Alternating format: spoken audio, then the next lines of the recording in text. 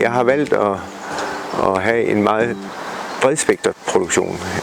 Jeg har omkring 100 forskellige afgrøder, hvis man sådan opgør det hele. Det hænger selvfølgelig sammen med, at jeg tænker, at jeg gerne vil opbygge et lokalt fødevaresystem, hvor jeg holder så meget omsætning som muligt i bedriften simpelthen. Det indebærer jo, at jeg gerne vil have privatkunderne meget tæt på, og jeg har den her kunde-vunderordning. Jeg har jo valgt, det er et vigtigt element, at forbrugerne er tæt knyttet til der, hvor de får deres fødevarer fra.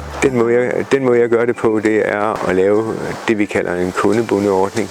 Jeg sælger nogle abonnementer ved sæsonstarten, og folk de bliver opfordret til at betale fra hele beløbet, men man kan også godt dele det op i rater, sådan det samlede abonnementspris.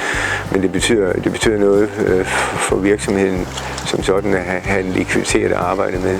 For virksomheden er det en stor værdi at have forbrugerne tæt på og tilknytte den her abonnementsordning. Og jeg tænker, at for forbrugerne har det en værdi at komme ud og opleve, hvordan tingene bliver dyrket, hvordan planterne gror. De har en mulighed for selv at komme på markedet og høste til eget forbrug. Det er der mange, der er glade for. Altså, også en del børnefamilier.